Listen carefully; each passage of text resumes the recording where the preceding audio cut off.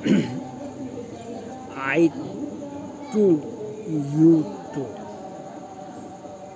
America, Bharat, Israel और Saudi अरब, ये चारों देश का एक वीडियो कॉन्फ्रेंसिंग द्वारा मीटिंग होगा। इसमें चीन तो हर वक्त किसी भी मीटिंग से, अमेरिका हो या भारत हो, जिस मीटिंग में रहता है उससे तो बेचैन है ही, लेकिन इस मीटिंग से रूस भी बेचैन है। कोई भी मीटिंग होता है, कोई भी परीक्षण करता है। कल चीन ने नाटो देश और ख़ास करके अमेरिका को धमकी दिया। जो नाटो देश जिसके पहले भी दक्षिण चीन सागर में अमेरिका का बड़ा विमान उसके नज़दीक आ गया था, हमारी सीमा के नज़दीक में। चीन धमकी देना ही जानता है। वह भारत को भी धमकी देता है, अमेरिका को भी धमकी देता है, लेकिन चीन को यह नहीं समझ में आ रहा है। आपने जापान को जो तंग किए, वह 9 परमाणु रिएक्टर, 9 परमाणु संयंत्र को एक्टिव कर रहा है, उसका संचालन करने की तैयारी कर रहा है।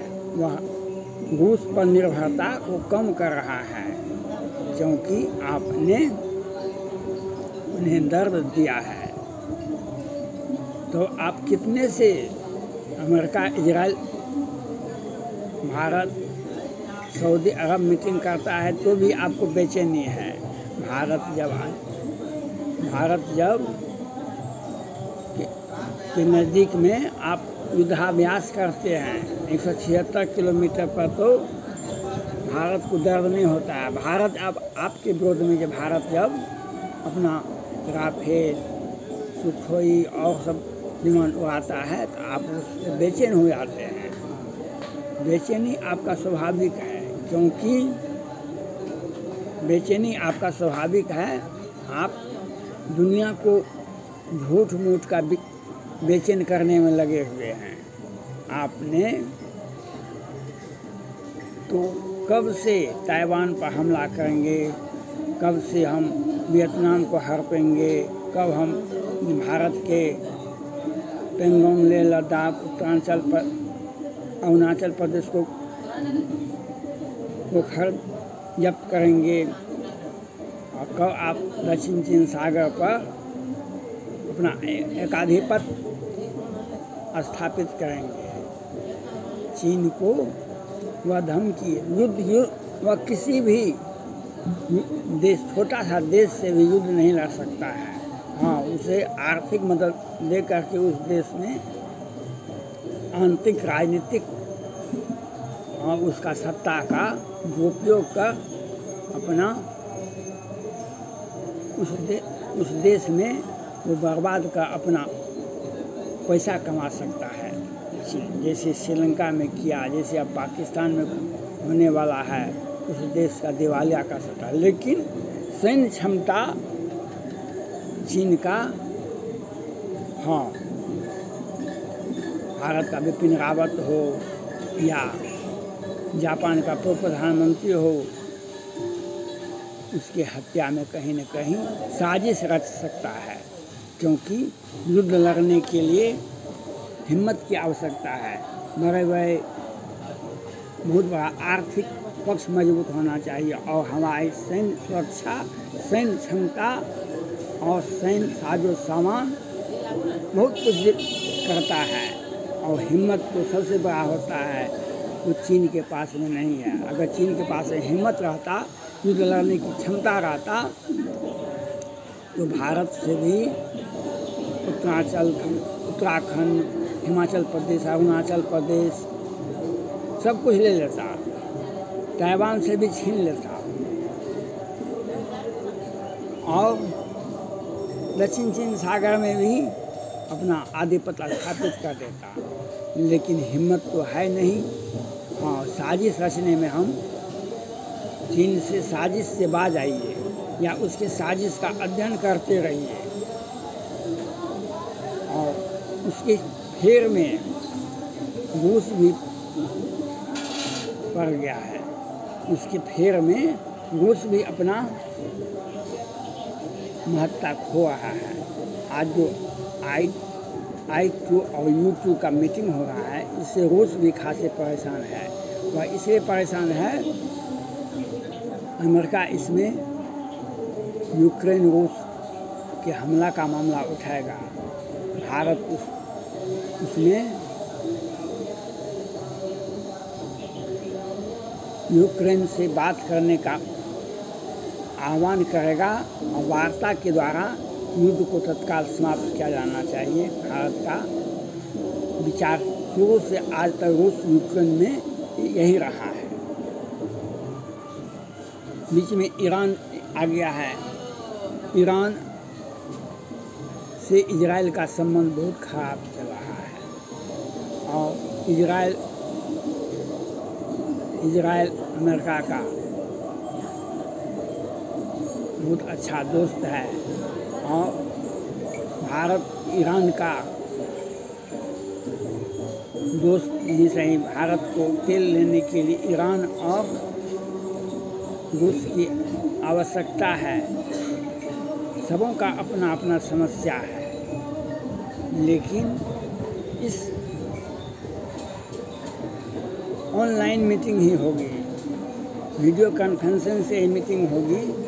लेकिन इस छोटे से मीटिंग में 4 देश का ही मीटिंग है, लेकिन रूस भी बेचैन है और चीन भी बेचैन है। वह यह समझ रहा है क्या होगा और गाहे बगाहे चीन सब पर धमकी ही देता है। कल ने नाटो को धमकी दे दिया कि हमारे दक्षिण चीन सागर में नाटो का कोई विमान यहाँ पर नहीं आ सके, इसके पहले भी आ सके, हम कार्रवाई कर देंगे। चीन के पास में है क्या, वह कार्रवाई कर देगा। वह धमकी देना चीन का एक आदत हो गया है। वही चीन है जो कहता था, चीन का प्रधानमंत्री ग्लोबल टाइम्स और शी जिनपिंग जो हिमालय को हिलाना आसान है, पहाड़ को हिलाना आसान है, PLA को हिलाना, चीन की सेना को हिलाना आसान नहीं है। लेकिन हमारी छोटी सेना का टुकड़ी ने चीन का वह हाल कर दिया जो चीन ने सदियों तक नहीं भूलेगा। डोकलाम विवाद हुआ, पेंगोंग लेह लद्दाख झील पर हुआ, तो यह उसने दिखा दिया चीन को कि उसका आंतरिक शक्ति, उसका सैन्य क्षमता क्या है। अगर युद्ध लड़ना है चीन को आवश्यकता है, जिस तरह से भारत के बगल में वह किस तरह से युद्धाभ्यास कर रहा है, भारत को धमका रहा है, वहाँ पर सैन्य हवाई अड्डा बना रहा है। तो हवाई अड्डा बनाने का क्या आवश्यकता है?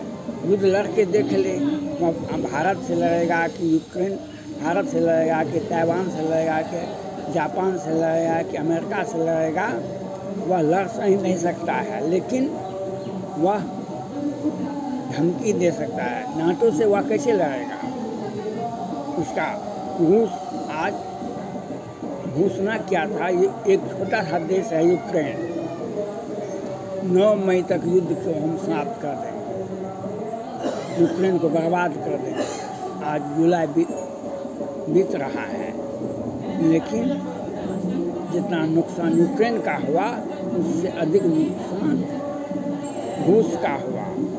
और अगर युद्ध आगे होता रहा और यूक्रेन संभल जाएगा, यूक्रेन नया यूक्रेन बन जाएगा, क्योंकि उसके साथ अमेरिका है, संयुक्त राष्ट्र संघ है, विश्व बैंक है और नाटो के अमेरिका के सभी दोस्त देश हैं। लेकिन रूस के साथ कोई नहीं है, चीन के साथ कोई नहीं है। इसलिए यह सोचना पड़ेगा भारत को जो यूक्रेन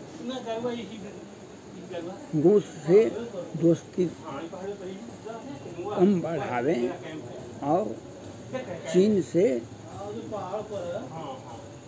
रूस को चीन से अलग होना पड़ेगा, नहीं तो उनका आगे भविष्य में बहुत बड़ा संकट है।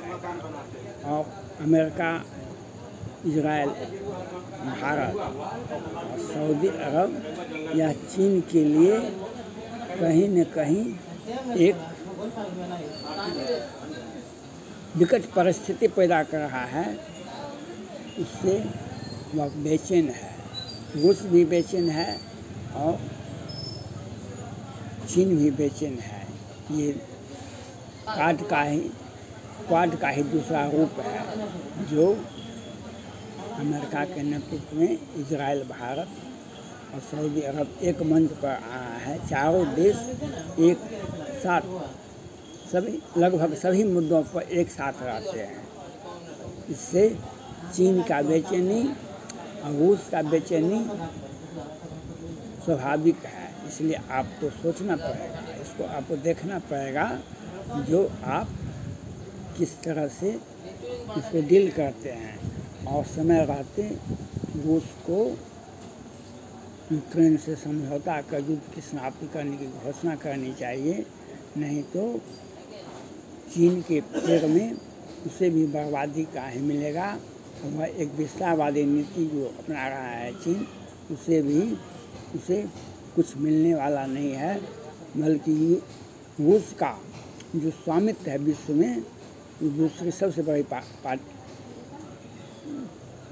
शक्ति है, उससे भी उसको विघटन होगा। उससे पहले भी सोवियत रूस बना, अब आगे क्या बनेगा यह तो कहना समय के मुताबिक होगा। लेकिन पहले सोवियत रूस था, आज वह रूस है, और कल क्या बनेगा वह तो समय के मुताबिक चलेगा। इसलिए रूस को हर हाल में यूक्रेन से समझौता कर उस पर युद्ध की समाप्ति करने की घोषणा करनी चाहिए। धन्यवाद।